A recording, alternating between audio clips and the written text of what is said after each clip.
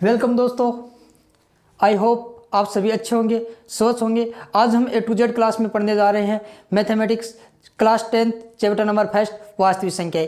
वास्तविक संख्या से पढ़ने से पहले हम इसके महत्वपूर्ण परिभाषाएं एग्जाम्पल पढ़ेंगे कि वो वास्तविक संख्या होती कौन कौन सी है। तो हम फर्स्ट स्टार्ट करते हैं वास्तविक संख्याओं के बारे में। तो हम पढ़ते हैं फर्स्ट नंबर पर प्राकृत संख्या।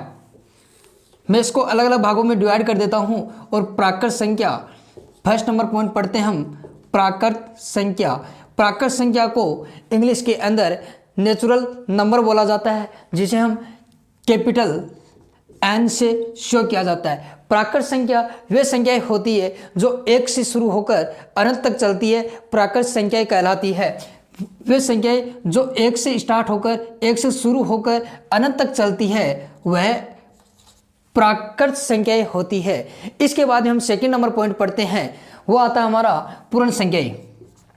पूर्ण संख्याएं, हाँ दोस्तों, पूर्ण संख्या को हम इंग्लिश में होल नंबर बोला जाता है, जिसे हम शो करते हैं डब्ल्यू से।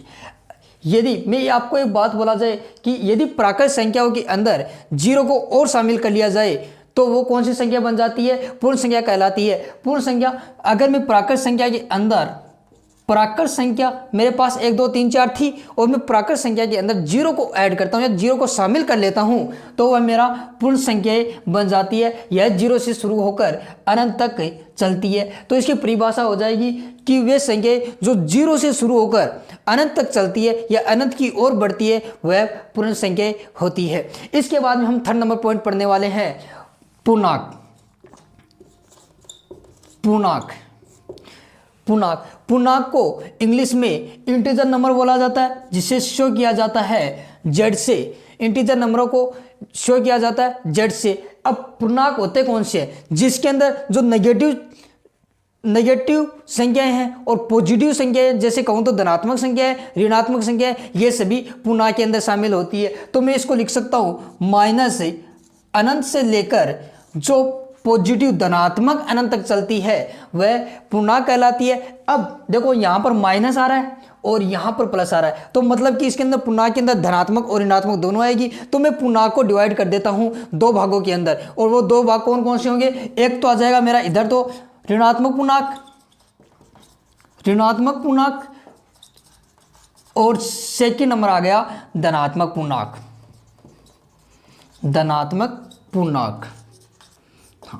ऋणात्मक पूर्णांक कौन से होते हैं? जो माइनस अनंत से चलकर -1 तक जो संख्याएं होती हैं वो ऋणात्मक पूर्णांक होते हैं। और बात रही धनात्मक पूर्णांक की, जो प्लस अनंत से चलकर और +3 +2 +1 तक चलती है वह धनात्मक पूर्णांक होती है। तो मैं पूर्णांक को दो भागों में डिवाइड किया था। एक तो ऋणात्मक पूर्णांक था जो माइनस अनंत से चलकर -1 तक रहती है, और धनात्मक पूर्णांक होते हैं 1 से लेकर प्लस अनंत तक चलती है, वो धनात्मक पूर्णांक होते हैं। अब मैं पूर्णांक को दूसरी लैंग्वेज में लिख सकता हूँ। देखिए आप, पूर्णांक इसको मैं इस प्रकार से भी शो कर सकता हूँ। माइनस अनंत था मेरे पास और यहाँ पर -3 -2 -1 0 और 1 2 3। हाँ, इसके अंदर देखो, अभी इसके अंदर मेरे पास माइनस अनंत से लेकर -1 तक की संख्या थी। इसको मैंने बनाया था ऋणात्मक नेगेटिव का चिन्ह लगा देता हूँ, ऋणात्मक पूर्णांक। फिर इधर था मेरे पास 1 से लेकर अनंत तक चल रही संख्या थी जो धनात्मक पूर्णांक थी, जिसको मैं धनात्मक पूर्णांक है, ये धनात्मक पूर्णांक। इन दोनों की संख्या के बीच में बचा मेरे पास एक जीरो को देखना, जीरो ना तो ये धनात्मक पूर्णांक होता है और ना ये ऋणात्मक पूर्णांक होता है। तो हम जीरो को ना तो धनात्मक पूर्णांक में शामिल कर सकते हैं और ना ही हम ऋणात्मक पूर्णांक में शामिल कर सकते हैं। ये होता है आपका पूर्णांक। फिर हम फोर्थ नंबर पॉइंट पढ़ते हैं। फोर्थ नंबर आता है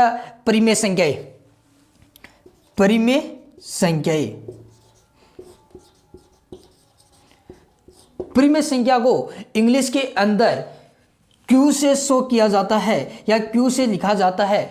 अब परिमेय संख्याएं होती कौन कौन सी है? वे संख्याएं जिसे P अपॉन Q के रूप में व्यक्त किया जाए या P अपॉन Q के रूप में लिखा जाए, परिमेय संख्या कहलाती है। जैसे परिभाषा के तौर पर लिखा जाए इसको, वे संख्याएं जिसे P अपॉन Q के रूप में लिखा जाए या व्यक्त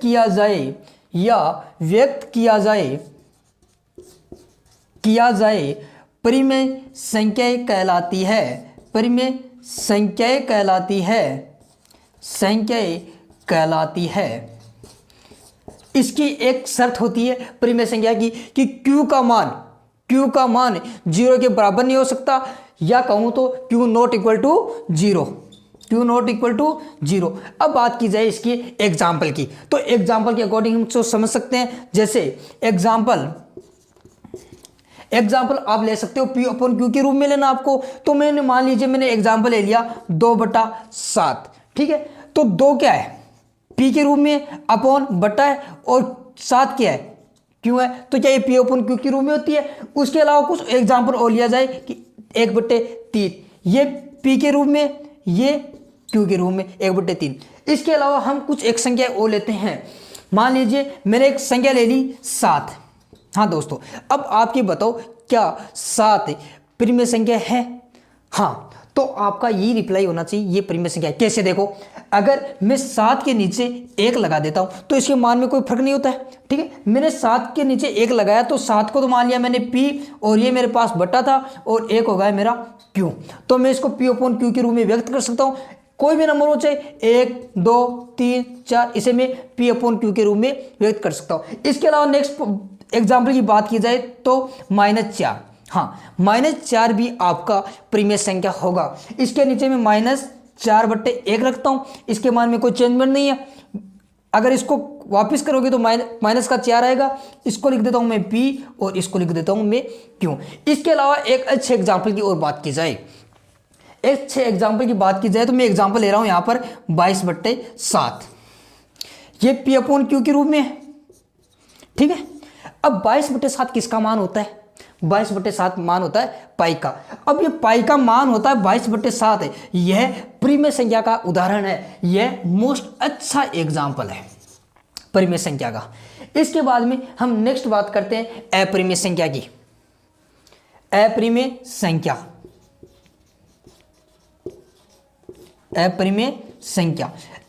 संख्या को Q की पावर C के रूप में व्यक्त किया जाता है।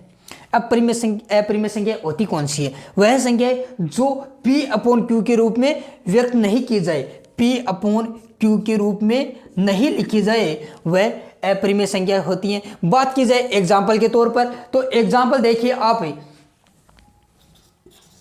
एग्जाम्पल जो संख्या जितनी रूट के अंदर है, जो संख्या रूट के अंदर है, वह अपरिमेय संख्या होती है। जैसे मान लीजिए मैंने लिख दिया √2 रूट के अंदर है, मैंने लिख दिया √3 क्या रूट के अंदर है, मैंने लिख दिया √5 क्या ये रूट के अंदर, तो ये सभी संख्याएं अपरिमेय संख्या होती है। इसके अलावा एक मोस्ट अच्छे एग्जाम्पल की बात की जाए तो देखिए आप, जैसे पाई का मान मैंने लिखा था 22/7, P अपॉन Q के रूप में था, परिमेय संख्या थी। अब मैं इसको जो पाई था मेरे पास है ऑलरेडी, यह अपरिमेय संख्या रहेगी।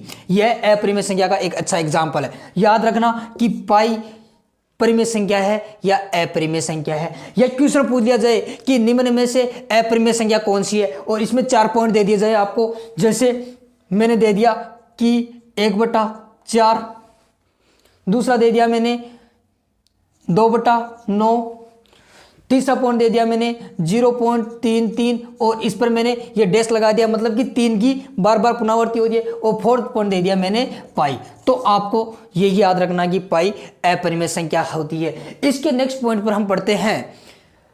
हमने पढ़ा अभी तक प्राकृत संख्या, पूर्ण संख्या, पूर्णांक, परिमेय संख्या, अपरिमेय संख्या। इसके बाद में हम नेक्स्ट पॉइंट पर बात करते हैं। अपरिमेय संख्या तक पढ़ चुके, अब अपरिमेय संख्या। अब इतने का आप अगर इतने का आप स्क्रीनशॉट लेना चाहो या नोट्स के रूप में कॉपी के अंदर उतारना चाहो तो आप इसको उतार सकते हो, क्योंकि इस चैप्टर को पढ़ने के लिए महत्वपूर्ण पॉइंट यही है। और अगर यही पॉइंट आपको आएंगे तभी आप इस चैप्टर को सोल्व कर सकते हैं। तो आप इसका जल्दी से जल्दी स्क्रीनशॉट लीजिए या कॉपी के अंदर नोट कीजिए, जल्दी से जल्दी कीजिए कि मैं आगे आपको चैप्टर पढ़ा सकूं। हाँ, अप्रमेय संख्या के बाद में हम नेक्स्ट पॉइंट पढ़ते हैं वास्तविक संख्याएं। वास्तविक संख्याएं, वास्तविक संख्याएं, वास्तविक संख्या को इंग्लिश के अंदर रियल नंबर बोला जाता है और जिसे शो किया जाता है आर से। अब वास्तविक संख्या होती कौन कौन सी है, हमने इससे पहले पॉइंट में पढ़ा अप्रमेय संख्या और उससे पहले पॉइंट में पढ़ा हमने परिमेय संख्या, परिमेय संख्या, और सेकंड नंबर पर पढ़ा हमने अपरिमेय संख्या। जो इन दोनों संख्या को मिलाकर जो संख्या बनती है वह वास्तविक संख्या कहलाती है। यह सबसे इजी पॉइंट होता है कि वास्तविक संख्या कौन सी होती है। जो परिमेय संख्या और अपरिमेय संख्या दोनों के रूप में लिखा जाए वह आपकी वास्तविक संख्या होती है। वास्तविक संख्या के बाद में हम नेक्स्ट पॉइंट की बात की जाए तो नेक्स्ट पॉइंट आता है सम संख्या। सम संख्या, सम संख्या, और सम संख्या के बाद में नेक्स्ट पॉइंट आता है विषम संख्या।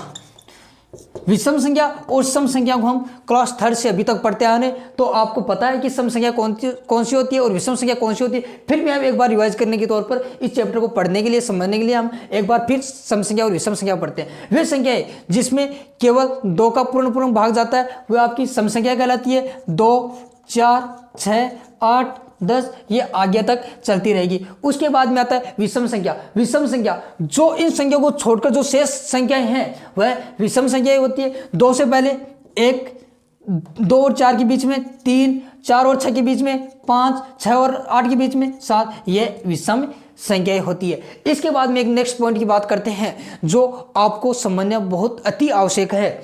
वह सब पॉइंट आता है अभाज्य संख्या की। अभाज्य संख्या की, अभाज्य संख्या कौन सी होती है जिसके अंदर स्वयं का ओनली केवल और केवल स्वयं का भाग जाता है, अभाज्य संख्या कहलाती है। जैसे एग्जांपल के तौर पर देखा जाए तो 2, 3, 5, 7, 11 इतनी 5 संख्या आप याद रखिए कि अभाज्य संख्या कौन कौन सी होती है। तो इस पर एक क्वेश्चन बनता है जो कि अभी आने का चांस बहुत ज्यादा है कि अभाज्य संख्या कौन कौन सी है। जैसे हमारा क्वेश्चन होगा निम्न संख्याओं में से सबसे छोटी अभाज्य संख्या कौन सी है। 1 नंबर की क्वेश्चन है ये और इसके अंदर 4 पॉइंट दे दिए जाएंगे आपको कि फर्स्ट नंबर दे दिया जाए। कंफ्यूज करने के लिए 4 पॉइंट ऐसे होंगे कि आप सोचोगे कि कौन सा अभाज्य संख्या हो सकती है। तो इसमें दे दिया जाएगा 0, सेकंड नंबर पर दे दिया जाएगा 1, थर्ड नंबर पर दे दिया जाएगा आपको 2 और फोर्थ नंबर पर दे दिया जाएगा आपको 4। अब इनमें से आपको अभाज्य संख्या निकालनी है कि सबसे छोटी अभाज्य संख्या कौन सी है। तो आपके दिमाग में तुरंत आना चाहिए कि सबसे छोटी अभाज्य संख्या कौन सी होती है। सबसे छोटी अभाज्य संख्या 2 होती है। इसको आप दिमाग में नोट कर लीजिए और परमानेंट नोट कीजिए इसको कि सबसे छोटी अभाज्य संख्या कौन सी है, 2 है। तो इसके बाद में हम नेक्स्ट पॉइंट की बात करते हैं। तो आप अभी तक यहाँ तक अगर आपको समझ गए हो तो इसका स्क्रीनशॉट ले सकते हो या कॉपी के अंदर आप नोट कर सकते हो। पर इसके बाद में नेक्स्ट पॉइंट की बात करते हैं हम। हाँ, इसके बाद में नेक्स्ट पॉइंट की बात करते हैं हम। इसके 2 मोस्ट परिमेय पढ़ते हैं जिस चैप्टर को करने के लिए इंपॉर्टेंट है। तो इसमें फर्स्ट नंबर पर आती है यूक्लिड विभाजन, विभाजन प्रेमिका। अब इसके अंदर एक नाम आता है नया, प्रेमिका क्या होती है। तो इसको हम करते हैं तो इसका अर्थ जानते हैं कि क्या होती है। तो इसका अर्थ क्या होता है कि अर्थ इसका ये होता है कि ये कथन है, ये एक कथन है, ये एक सत्य कथन है, ये एक सत्य कथन है और इसका उपयोग किया जाता है दूसरे कथन को सिद्ध करने के लिए। किसी दूसरे कथन को हम प्रूव करने के लिए किया जाता है कि ये किस प्रकार का कथन है। तो इसको हम सत्य कथन को लेकर इसका हम उपयोग करते हैं। जैसे एग्जांपल के तौर पर हम देखें तो 2 संख्या लेता हूं मैं और दोनों संख्या लेता हूं मैं धनात्मक संख्या। मान लीजिए मैं कोई संख्या ली धनात्मक, एक तो लेता हूं 19 और एक ले लेता हूं मैं 3। अब आपको इस चीज का पता है कि सबसे बड़ी संख्या कौन सी है और छोटी संख्या कौन सी है। इसको होता है एक तो ग्रेटर देन और एक होता है लेस देन। अब कौन सी संख्या बड़ी पर ये लगाना है, कौन सी संख्या पर छोटी पर ये लगाना है। तो इसको देखिए, जिसकी तरफ मुंह खुला हो, जिसकी तरफ मुंह खुला हो वह संख्या बड़ी होती है और जिसकी तरफ मुंह बंद हो वह संख्या छोटी होती है। तो अब आपको पता है कि सबसे बड़ी संख्या कौन सी है, 19 है। तो मैं इसकी तरफ मुंह खोल देता हूं तो ये बड़ी संख्या हो गई। अब इस संख्या को हम आगे विस्तार से करते हैं। तो हम इसका करते हैं पहले भाग, इसका करते हैं हम भाग। मैं बड़ी संख्या के अंदर छोटी संख्या का भाग दे रहा हूं। भाग देना आपको आता है अच्छी तरह से, क्योंकि हम first second fourth fifth class से हम पढ़ते आ रहे हैं। तो इसको एक तरीका बताऊं आपको, एक शॉर्टकट तरीका, और अच्छी तरह से समझ सकते हो कि अगर बड़ा से बड़ा भाग आए तो हम किस तरीके से करते हैं। तो यहाँ पर क्या है, 3 है, तो मेरे को क्या कहना है कि 3 की टेबल बोलनी है, 3 का पहाड़ा बोना है, 3 की टेबल बोलनी है। तो मैं 3 का टेबल पहले यहाँ पर लिख लेता हूँ। 3, 6, 9, 12, 15, 18, 21, 24, 27 और 30। अब इसको मैं कर देता हूं नंबरिंग। नंबरिंग किस प्रकार से करूंगा, क्योंकि ये 1 नंबर पर आता है तो मैं इसको 1 दे देता हूं, ये 2 नंबर पर आता है 2 दे देता हूं, इसको 3 पर, ये 4 पर हो जाएगा, ये 5, ये 6, ये 7, 8 और 1 10 होगा। मैंने इसको नंबरिंग कर दिया और इसको टेबल को मैंने कंप्लीट लिख दिया। अब टेबल को कंप्लीट लिखने के बाद में मेरे को ये देखना है कि 3 के पहाड़े में 19 आते हैं या नहीं आते। अब मैं इसको देख कर बता सकता हूँ कि 3 के पहाड़े में 19 आते हैं या नहीं आते। तो इसके पहाड़े में 19 है कहाँ पर, कहीं नहीं है। तो मेरे को क्या करना, भाग करने के लिए इससे छोटी संख्या लेनी होती है। तो छोटी संख्या इससे कौन सी है, 21 तो इससे बड़ी हो जाएगी और 18 छोटी हो जाएगी। इन दोनों संख्याओं के बीच में 19 संख्या आती है। तो मैं यहाँ से लेता हूँ 18, मैं ले लेता हूँ यहाँ पर 18 और 18 पर मैं एक डिब्बा बना देता हूँ कि मेरे को पता चल जाए कि कौन सी संख्या मैंने अभी ली है। तो मैंने अभी 18 लिया है और नंबरिंग कितने नंबर पर है, 6 नंबर पर है। तो मैं 6 यहाँ पर लिख देता हूँ, 18 यहाँ पर लिख देता हूँ। अब इसका करता हूँ मैं माइनस बाकी। तो 9 में से 8 घटाने पर कितना बचता है, 1 बचता है। 1 में से 1 घटाने पर मेरे पास 0 बचता है। आगे ये जाएगा नहीं, आगे करेंगे तो इसके बाद में पॉइंटों में ये चलता रहेगा। आगे 0.333 आगे तक चल जाए, हमें पॉइंटों तक इसको नहीं लेना है। अब इसको मैं अलग अलग नाम दे देता हूँ। इसको मैं नाम देता हूं, तो इसका नाम दे देता हूं मैं भाजक, ठीक है। इसका नाम दे देता हूं मैं भाज्य, इसका नाम दे देता हूं मैं भागफल और इसका नाम दे देता हूं मैं शेषफल,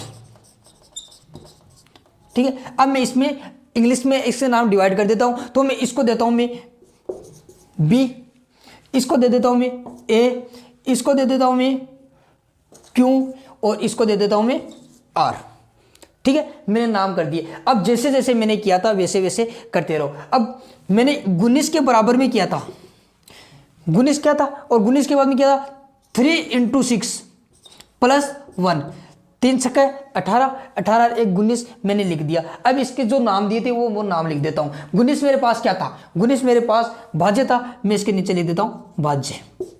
बराबर था, बराबर लिख देता हूं। 3 क्या था, भाजक था, तो मैं इसके नीचे भाजक का नाम दे देता हूं। मल्टीप्लाई, गुणा का निशान है, गुणा लगा दिया मैंने। 6 क्या था मेरा, भागफल था, तो मैं भागफल लगा देता हूं यहां पर। प्लस है, प्लस लगा दिया। 1 क्या था, शेषफल था, मैंने इसका नाम शेषफल दे दिया, ठीक है। अब मैं इसके नाम जो इंग्लिश में दिए थे उसके अकॉर्डिंग देखता हूं मैं।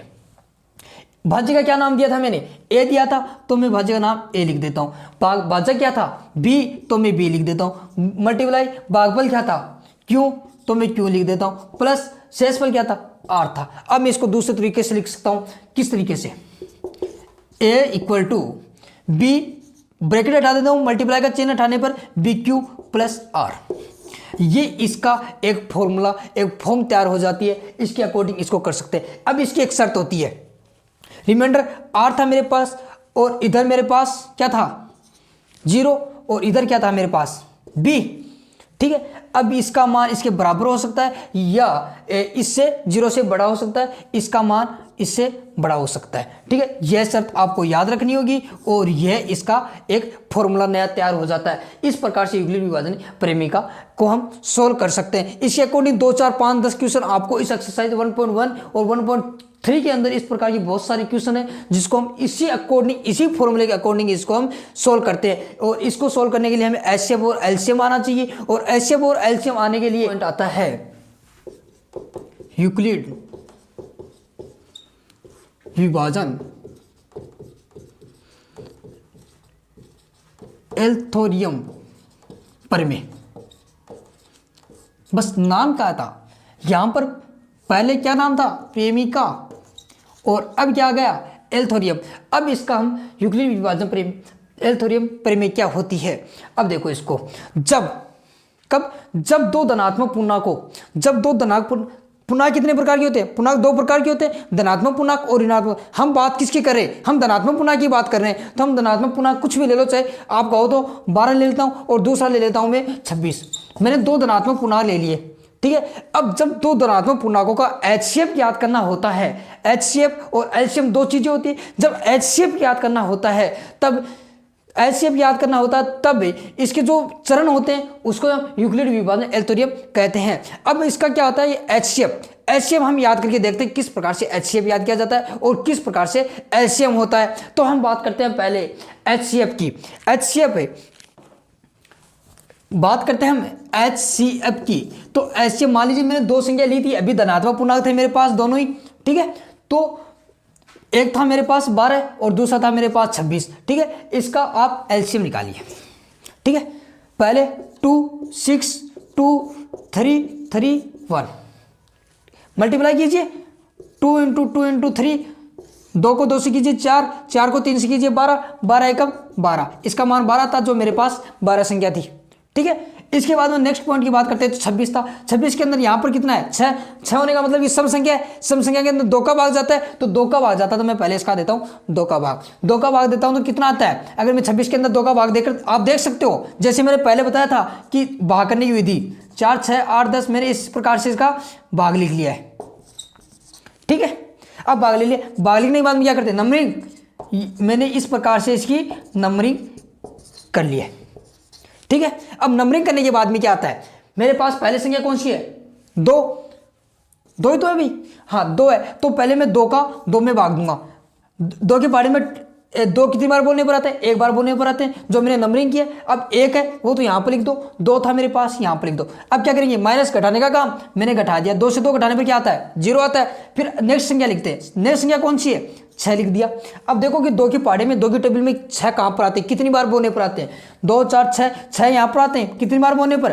3 बार बोलने पर। जो 3 नंबरिंग दी थी मैंने वो तो लिख देता हूँ मैं यहाँ पर, ठीक है। जो 6 था मेरे यहाँ पर लिख देता हूँ। अब क्या करते हैं? माइनस किया मैंने, 6 से 6 माइनस करने पर कितना आता है? 0, जो कि मेरा शेषफल होता है। शेषफल को इंग्लिश में क्या बोला जाता है? रिमाइंडर। रिमाइंडर को क्या लिखते हैं इंग्लिश में? R से शो किया जाता है, ठीक है। अब मैंने अलग अलग कर दिया। इसको जो विधि की थी वह यहाँ पर स्टेप लिख देता हूँ। 26 का यहाँ पर 2 का भाग दिया, मेरे पास क्या था? 13। अब आपको पता है कि 13 होता है ये अभाज्य संख्या होती है, और अभाज्य संख्या होती है उसमें स्वयं के अलावा किसी संख्या का भाग नहीं जाता है। तो मेरे पास 13 है, तो मैं 13 के अंदर 13 का ही भाग जाएगा। 13 के अंदर 13 का भाग जाने पर मेरे पास कितना बचता है? 1 बचता है। अब इसको मल्टीप्लाई करके देख सकते हो आप, 2 गुना 13 गुना 1, 13 दूनी 26, 26 एकम 26। क्या मेरे पास 26 है? तो मेरे पास 26 है। अब निकालना क्या? मैं HCF की बात कर रहे थे तो HCF निकाल लो यहां से। HCF होता क्या है? जब दोनों संख्याओं के अंदर सबसे छोटी घात होती है वही इसका HCF होता है। अब इसके अंदर मेरे पास क्या था? 2 गुना 3 ये संख्या थी। इधर मेरे पास क्या थी? 2 गुना 13। अब देखो 2 की यहां पर कितना है? 2 कॉमन यही है, और इसके अंदर भी कॉमन यही है। इसकी घात कितनी? 1 है। इसकी घात कितनी? 1 है। अब इसकी घात कितनी हो जाएगी? 2 हो जाएगी, और इसकी घात 1 हो जाएगी। इसके अंदर 3 है क्या? इसके अंदर 3 नहीं है। इसके अंदर 13, इसके अंदर 13 नहीं है। बचा क्या मेरे पास? 2 की पावर 1। अब मेरा HCF हो जाएगा यहाँ से 2 की पावर 1। बात की जाए नेक्स्ट LCM की, क्योंकि दो नाम होते हैं यहाँ पर, LCM और HCF। जब यूक्लिड विभाजन एल्गोरिथम का प्रयोग किया जाता है तब तो हम HCF का प्रयोग करते हैं, और बात नेक्स्ट की रहती है LCM की। तो LCM देखिए आप, मैंने इस प्रकार से इसको सोल्व किया। तो अब LCM करता हूं मैं। LCM क्या था? देखो मेरे को करना क्या, जो कॉमन संख्या आ रही है उनको लेना, जो कॉमन संख्या आ रही है उनका जोड़े से लेना। एक मैंने ले लिया, तो मैंने यहां से कितना लिया? 2 आ गया मेरे पास। फिर यहां पर कितना बचा? 3, तो मैंने ले लिया 3 यहां से। यहां पर 2 तो ऑलरेडी आ गया था मेरे पास, यहां पर 3 आ गया। अब यहां पर कितना? 13 है, ठीक है। मल्टीप्लाई कीजिए, 13 को 3 से कीजिए। 13 को पढ़े को 3 बार बोलते हुए कितना आते हैं? 39। तो यहां पर हो गए मेरे पास 39। यहां पर कितने हो गए? 2। अब इसको मल्टीप्लाई कीजिए, 9 दूनी 18 को 8 हाथ पाई 1, और 3 6 1 7। मेरे पास इसका LCM हो जाएगा 78। तो आप LCM और HCM अच्छी तरह से निकाल सकते हो, क्योंकि हम 8th क्लास में 9th क्लास में ये इस प्रकार के चैप्टर हमारे चलते हैं। तो HCF और LCM निकालना भी कंपल्सरी होता है, क्योंकि न्यूक्लियर विभाजन एल्गोरिथम के अंदर हमें HCF पूछा जाता है, और HCF पूछने के बाद में इसका LCM निकाला जाता है। तो इस प्रकार से हम न्यूक्लियर विभाजन एल्गोरिथम का प्रयोग करते हैं। हाँ दोस्तों, आप इसका स्क्रीनशॉट ले सकते हो या कॉपी के अंदर नोट कर सकते हो, क्योंकि यह आपके लिए इस चैप्टर के लिए बहुत उपयोगी इंपॉर्टेंट चीज़ें हैं जो कि आपको एक सहेज कर रखनी है कॉपी के अंदर, क्योंकि कॉपी के अंदर रखोगे तो आप कभी भी इसको पढ़ सकते हो, तो यह आपके लिए इंपॉर्टेंट रहेगा। अब हम मिलते हैं अगले नेक्स्ट वीडियो में नए उमंग के साथ में, और जो हम स्टार्ट करने वाले हैं चैप्टर 1.1, जो हम मिलते हैं नेक्स्ट टाइम।